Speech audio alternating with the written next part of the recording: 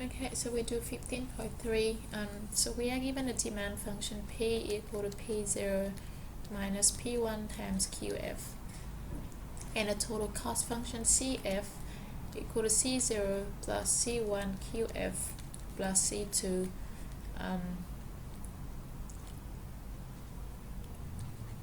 QF square. Okay, so part A asking you to obtain the firm's marginal and average cost function and its total marginal and average revenue. Okay, so marginal cost is just going to be the differential of the total cost function with respect to quantity QF. Okay, so if I differentiate this cost function, C0 will become 0, C1 QF is C1 and plus 2 C2 QF. Okay, average cost is going to just be so marginal cost F, average cost F, it's just going to be the total cost function CF divided by the total quantity QF. So that is going to give me C0 on QF plus C1 plus C2 QF.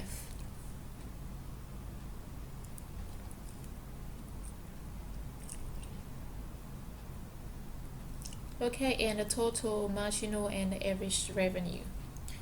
So we find the total revenue first. So total revenue F is going to be equal to the price P times quantity QF. Okay, now the price P is given by the demand function, which is equal to P0 minus P1 QF and everything multiplied by QF. Okay, so if I expand the bracket, I got P0 QF minus P1 QF square. So that is my total revenue. Now marginal revenue is going to be just the differential of the total revenue function with respect to quantity QF. Okay, so if I differentiate this, I'll get P0 minus 2 P1 QF, and that is my marginal revenue. Now average revenue function is just going to be the total revenue function divided by the quantity QF. And so that will give me P0 minus P1 Q1.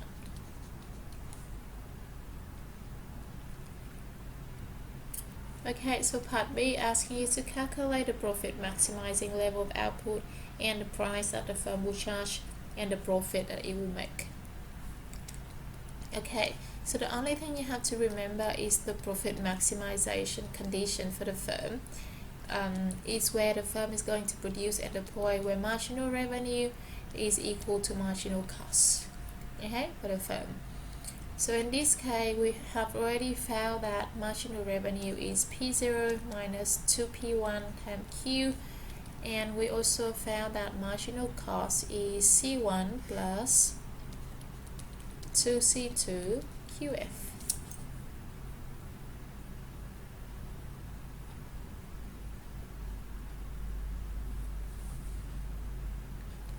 Okay, so if we are solving this equation for Q, then we should be able to find the optimal amount of quantity that the firm is producing to maximize the profit. Okay, so if I move this to the right hand side,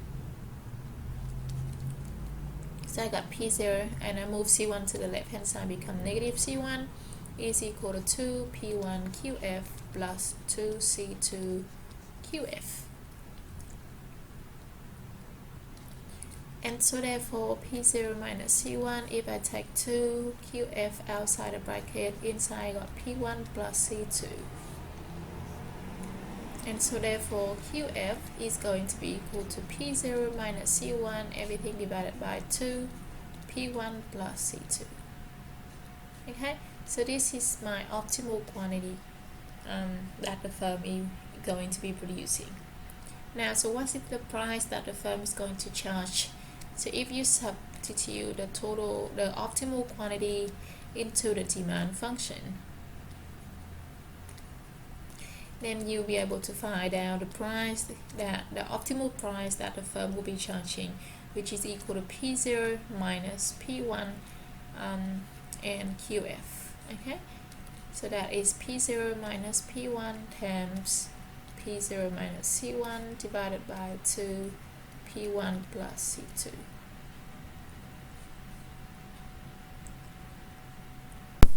Okay, now to find the firm's profit, we just have to take the total revenue minus the total cost. So firm's profit is total revenue minus total cost. Okay, so we found total revenue earlier, which is over here equal to P0 QF minus P1 QF square. Okay, so P0 QF minus P1 QF square. And the total cost function is given to us equal to C0 plus C1 QF plus C2 QF square. Okay, so if I expand the bracket and simplify, I'll get P0 QF minus C1 QF, and that will just give me P0 minus C1 everything times QF. I got P1 QF square and minus C2 QF square. So if I take negative, that will give me P1 plus C2 QF square. Okay, and so I got negative C0 at the end.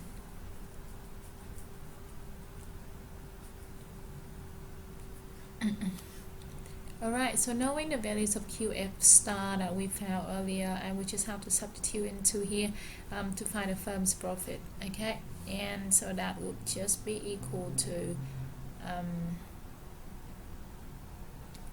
so P0 C1 times, so QF is P0 C1, sorry, P0 minus C1 to P1 plus C2 minus P1 plus C2 QF square, which is P0 minus C1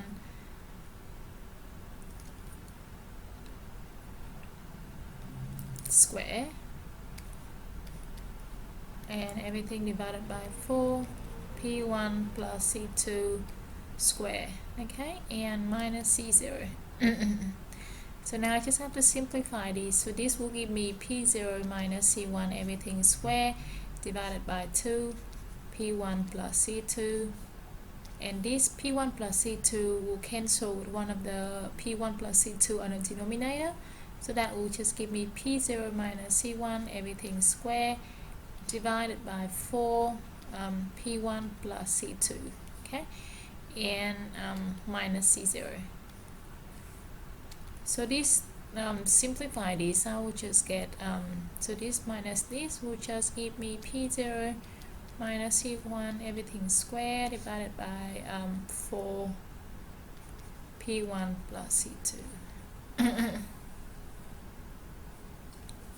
and that is minus C0. Okay, so this is the firm's profit, the firm maximum profit when a firm is producing at the profit maximizing level of output.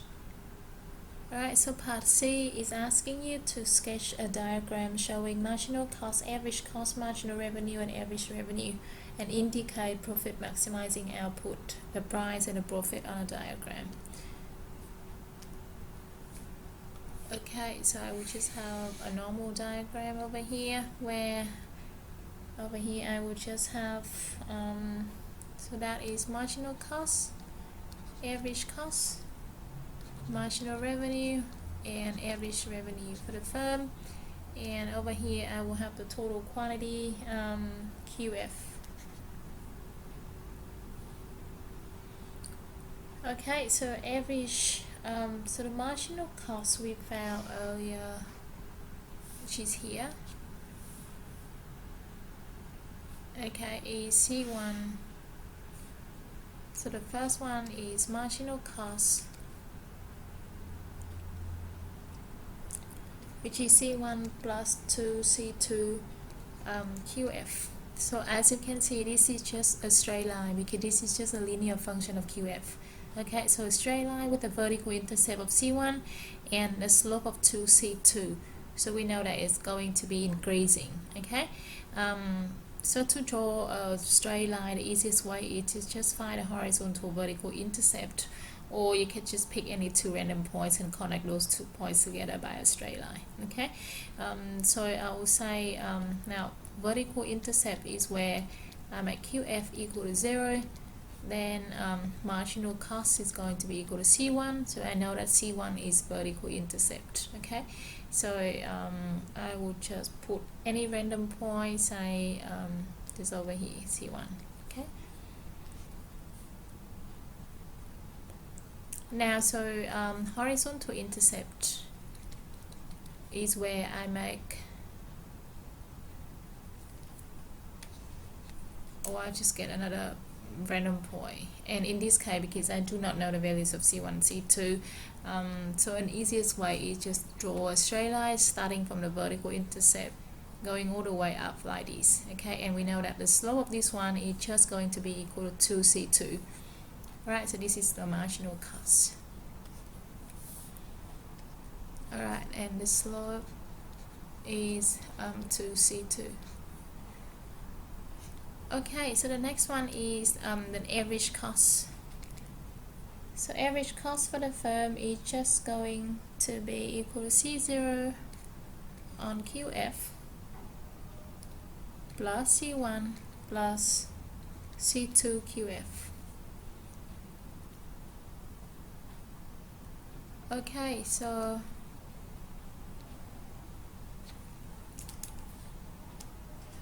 now, so as you can see,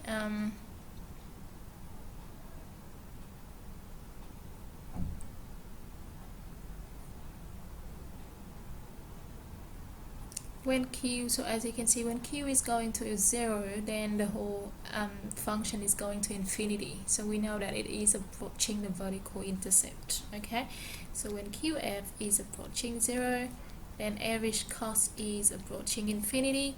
So we know that it's going to be tangent to, no, it's going to be approaching, so getting closer and closer to the vertical intercept. Okay, so I'll say approaching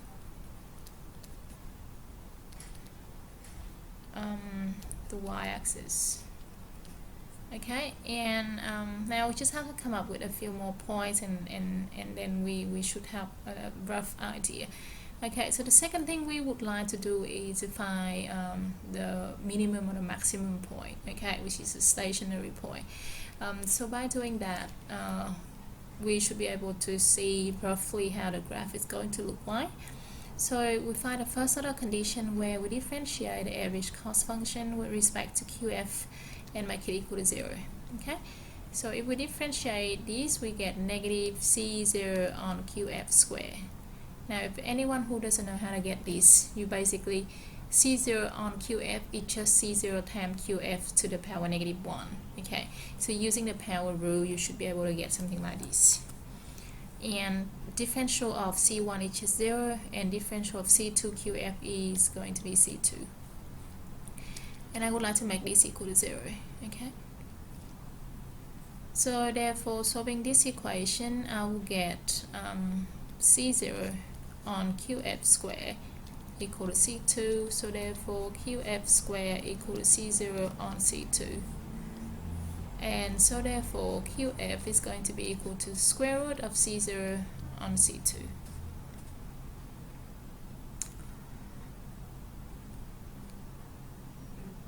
Okay, so again, to see whether this is a minimum or the maximum point, I just have to find the second order conditions where I differentiate the first order condition again.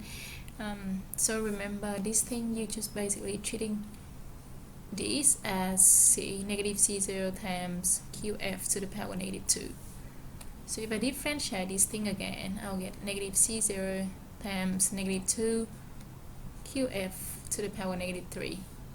And differential of C2 which just becomes 0. Okay, so this whole thing over here is just 2C0 on QF to the power 3. And so given that QF is positive, then this thing is going to be positive. Okay, so for any QF positive.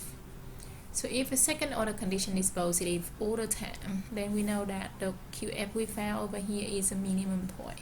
Okay, so QF equal to C0 on C2 is the minimum point.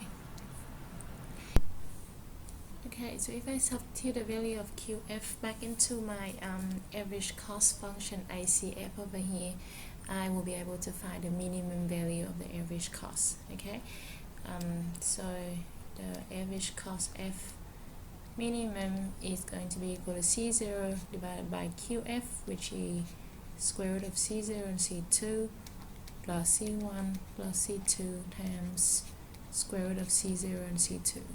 Okay, so if I simplify this, it will just give me, so this is C0 times square root of C2 on square root of C0 plus C1 plus C2 times square root of C0 divided by square root of C2. Okay, so C0 on square root of C0 is just square root of C0, so that will just give me square root of C0 times C2 plus C1, and C2 divided by square root of C2 is square root of C2 times square root of C0, so that will give me square root of C0 times C2. So I got 2 square root of C0, C2 plus C1. Okay, so on a diagram, I do not know the exact value of these because I do not know the values of C0, C1, and C2. However, I know that this point is going to be above C1. Okay, so it's going to be bigger than C1, so it's going to be somewhere above C1. So for example, I'll just pick a random point say here. So this is 2 square root of C0, C2 plus C1. Okay, and as you can see, it is obviously above C1 because it is C1 plus something positive. Okay, something non-negative. So therefore, it's going to be above C1. Alright, now another thing, if you pay attention, I already have been mentioning this, now marginal cost curve is always going to go through the minimum point of the average cost curve. So therefore, we know that if this is the minimum point of the average cost curve, where Q equal to square root of C0 and C2, then the marginal cost curve is going to go through this point. Okay, so in order to check this, if you are substituting the value of QF, which is equal to square root of C0 and C2, back into the marginal cost function, then you find that the marginal cost is going to be equal to the value of the average cost at the minimum point. Okay.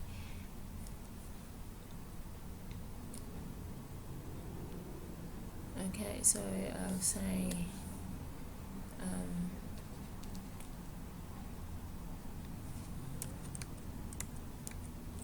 okay, so if I substitute the value of QF equal to square root of C0 on C2 into the marginal cost, then I'll find out the marginal cost F is going to be equal to C1 plus 2C2 times QF, which is C0 on C2, and so it's going to give me C1 plus, now C2 on square root of C2 is square root of C2, so this will give me square root of C0 times C2, and as you can see, it's exactly equal to this average cost minimum.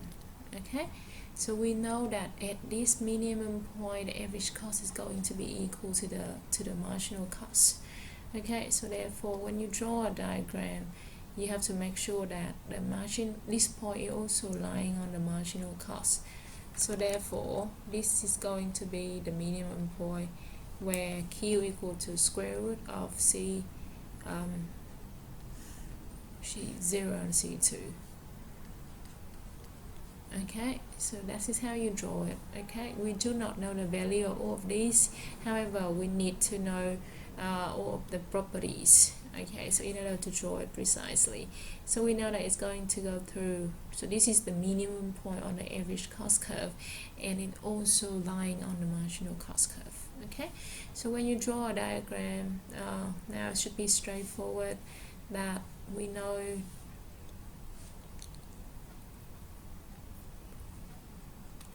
Okay, so we know that it's going to be approaching the vertical axis and it's going to have a minimum point at this point over here. So when you draw a diagram, it's just going to be like this. Okay, so this is my average cost curve, and this is the minimum point of the average cost curve. Okay. Alright, so the next one is the marginal revenue and the average revenue.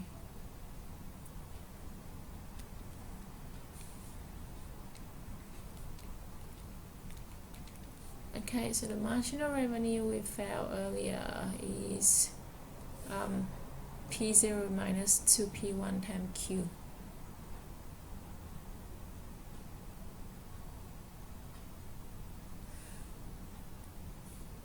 Okay, so P0 2P1 QF.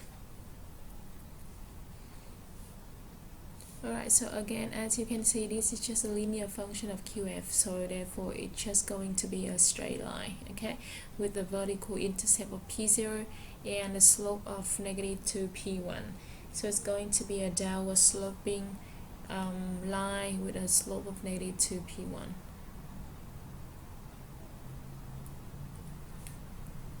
Okay, so this is the vertical intercept, and this is the slope of the line. Okay, so when you draw the diagram, it's just going to be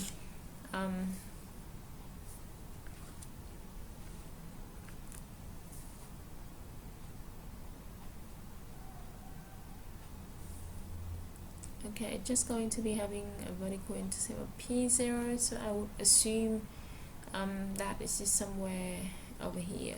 Okay, now I do not know the exact value, but I would just be assuming that it is something like this.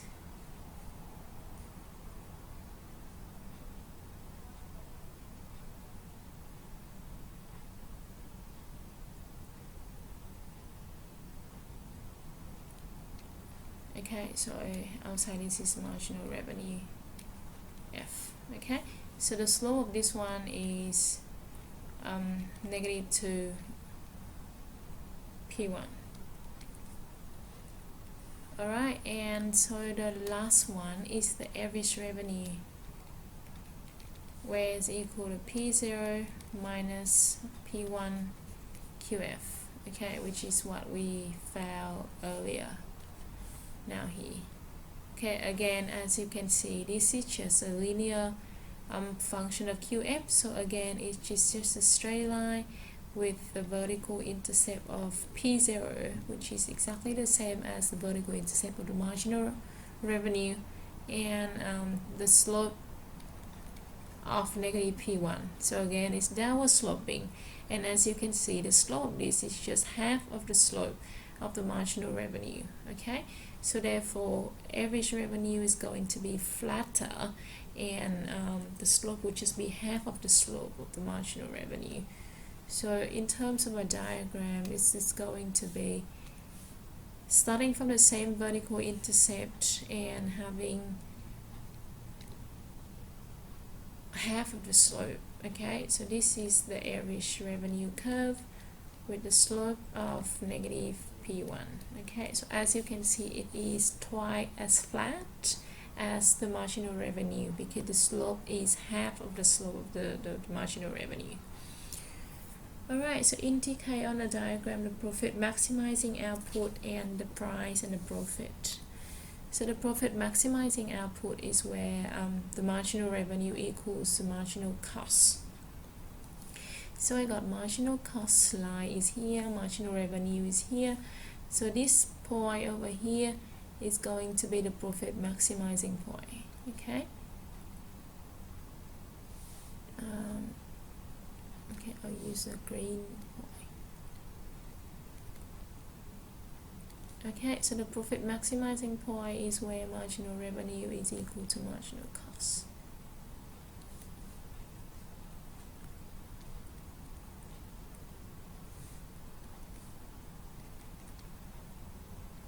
Okay, so that is the point where the profit is maximized. So what is the price? So this is the quantity QF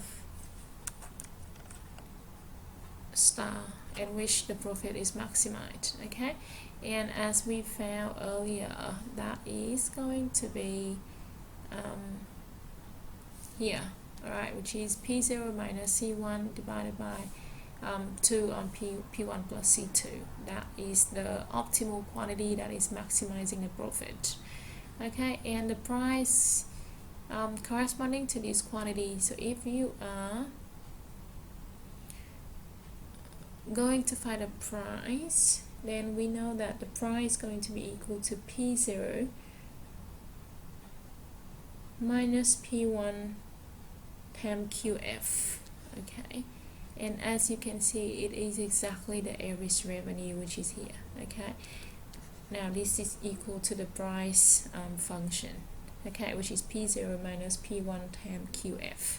So the average revenue is basically just the price curve. Okay, so this is the same as the demand curve, which is telling you about the price. Okay, so therefore in order to find the optimal price, then you just have to go all the way up to the average revenue curve at this quantity, and so this is going to be the optimal price that is maximizing the profit for the firm P star. Okay, and so